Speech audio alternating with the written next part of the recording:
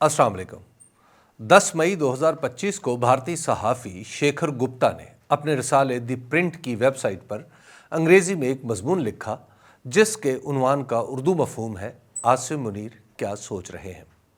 मज़मून बुनियादी तौर पर पाकिस्तान के chief of army staff general Asim Munir के बारे में है, लेकिन इसके आखिर में एक अजीबो गरीब कहानी बयान की गई है। ये कहानी दो कंपनियों के बारे में है जिनमें से एक अमरीकी और दूसरी पाकिस्तानी है। अमरीकी कंपनी मैक्सर टेक्नोलॉजीज है जिसका दफ्तर अमरीका की रियासत कोलोराडो के शहर वेस्टमिनिस्टर में है। ये कंपनी खला के हवाले से तहकीक करती है और खला से ली गई मुख्तलिफ ज़मीनी मकामात की तस्वीरें फराहम करती है। इसकी बनाई हुई तस्वीरें इतनी उम्दा होती हैं कि उनकी मदद से ज़मीन के किसी भी हिस्से की साख्त, वहाँ मौजूद इमारतें, हत्ता के घास तक भी वाज़े तौर पर देखी जा सकती हैं। ये तस्वीर बहुत महंगी होती हैं क्योंकि इनकी गाहक हुकूमतें, फिल्म कंपनियां और दिफाई इदारे होते हैं। ये तस्वीरें मज़ीद महंगी हो जाती हैं अगर किसी खत्ते में वक्त और मकाम की शराइत भी लगा दी जाए। इस कंपनी के पास ऐसी टेक्नोलॉजी है जो किसी भी वक्त किसी छोटे से शहर की गुमनाम गली को भी देख सकती है। शेखर गुप्ता की बयान करदा कहानी का दूसरा किरदार कराची में मौजूद एक company business systems international private limited है, यानी BSI। ये कंपनी भी मखसूस नौइयत का काम करती है। पाकिस्तान में BSI नाम की इस कंपनी से उबैदुल्ला सैयद का नाम जुड़ा है, जिन्हें अमेरिका से ख़ास किस्म के कंप्यूटर्स पाकिस्तान भिजवाने के इल्ज़ाम में 1 साल की सज़ा सुनाई गई थी। उनकी सज़ा की बुनियाद उनका एतराफ़ जुर्म था जो उन्होंने अक्टूबर 2021 में किया। कहानी के मुताबिक उबैदुल्ला सैयद की इस कंपनी ने फरवरी 2025 में मैक्सर से मकबूजा कश्मीर के इलाके पहलगाम की 12 तस्वीर मंगवाई। इन तस्वीरों की मालूमात जब शेखर गुप्ता तक पहुंची तो उनके इदारे ने मैक्सर को सवालात की ईमेल की। उसके जवाब में मैक्सर ने लिखा कि हमने पहलगाम की कोई तस्वीर नहीं बेची, अलबत्ता कुछ देर बाद ही मैक्सर की वेबसाइट से BSI का नाम पाकिस्तान में उसके नुमाइंदे के तौर पर हटा दिया गया। इस कहानी के बाद मैंने ज़ाती तौर पर पाकिस्तान में उस कंपनी यानी BSI के बारे में पूछताछ की। इससे पता चला कि ये कंपनी मैक्सर की नुमाइंदगी तो करती रही है, मगर असल में इसका कारोबार दुबई की एक कंपनी से है। दुबई की कंपनी ही मैक्सर टेक्नोलॉजीज की असल नुमाइंदा है जो पाकिस्तान में BSI के ज़रिए काम करती है। दूसरी अहम चीज़ जो मालूम हुई वो ये थी कि BSI ने भी पिछले 2 साल से मैक्सर से कोई तस्वीर नहीं मंगवाई। आगे बढ़ने से पहले ज़रा शेखर गुप्ता के बारे में जान लेते हैं। शेखर गुप्ता भारत के अच्छे अखबारात में काम करते थे।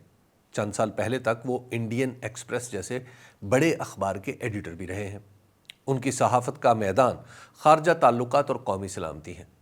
उन्हें भारत के उन सहाफ़ियों में शुमार किया जाता है जिनकी रसाई आला तरीन ओहदों पर फाइज अफराद तक है। उनके ताल्लुकात का ये दायरा 2019 में उनके लिए मुसीबत का बाइस भी बना जब उनका नाम भारतीय हुकूमत के लिए हेलीकॉप्टरों की खरीदारी के हवाले से आया।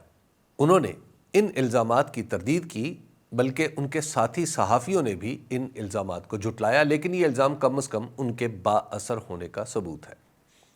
शेखर गुप्ता जैसे तजर्बाकार सहाफ़ी से ये तवक्को नहीं कि उन्हें ख़बर बनाना नहीं आती या इस ख़बर के असरात का अंदाज़ा नहीं। उन्होंने उस चीज़ को बतौर हकीकत बयान किया जिसके वजूद से तमाम फ़रीक इनकार कर रहे हैं। इसके दो ही मतलब हो सकते हैं, ये कि उनके पास कंपनियों के मौक़िफ़ के अलावा कोई दस्तावेज़ी सबूत है या फिर उन्होंने पाकिस्तान पर भारतीय इल्ज़ामात को बुनियाद फराहम करने की कोशिश की है। जहाँ तक दस्तावेज़ी सबूत का ताल्लुक़ है तो सहाफ़ी इसे पहली ख़बर के साथ ही आम तौर पर पेश कर देता है। मैंने द प्रिंट पे इस खबर की इशाअत के बाद इस पर काम शुरू किया। जिस तरह BSI से रब्ता किया उसी तरह ख़ुद मैक्सर टेक्नोलॉजीज से बज़रिया ईमेल भी रब्ता किया। मैंने उन्हें शेखर गुप्ता का मज़मून भेजा और मुतय्यन सवाल किया कि क्या आपने पहलगाम की कोई तस्वीर BSI को दी है, तो उनका जवाब ये था।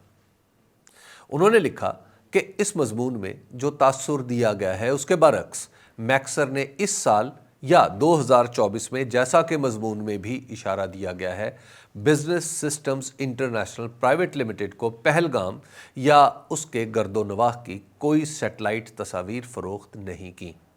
مضمون میں یہ دعویٰ بھی غلط ہے کہ پہلگام کی تصاویر کے لیے طلب جون 2024 میں ظاہر ہونا شروع ہوئی۔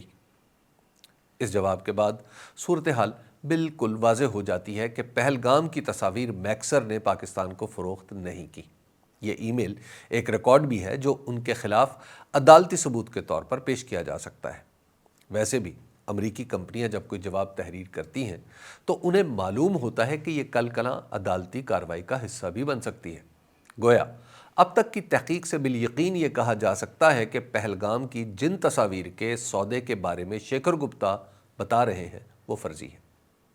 اس طرح کی فرضی کہانیوں کو مستند خبر بنا کر پیش کرنا اعلیٰ پائے کے صحافیوں کا شیوا نہیں۔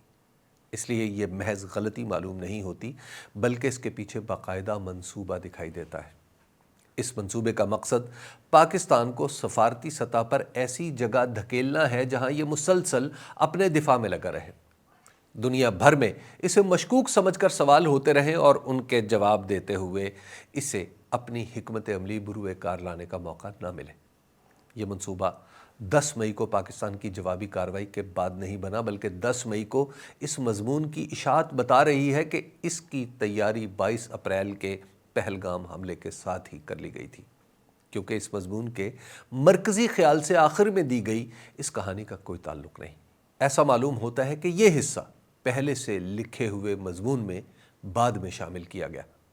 اس کی وجہ شاید یہ ہے کہ امریکہ نے پاک بھارت جنگ کو سفارتی طریقے سے ٹالا تھا۔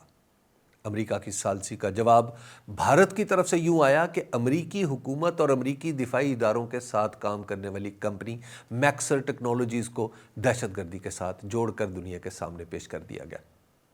اس سے پہلے بھارتی حکومت کا خیال تھا کہ امریکہ اور بھارت کے اسٹریٹجک اشتراک کے مد نظر امریکہ پاکستان کو دبا کر جنگ بند کرائے گا تاکہ بھارت کی فتح کا تاثر پیدا کیا جا سکے۔ اس کی وجہ یہ تھی کہ 2025 دراصل بھارتیہ جنتا پارٹی کی مادر تنظیم راشٹریہ سویم سیوک سنگھ یعنی RSS کی تشکیل کا 100واں سال ہے۔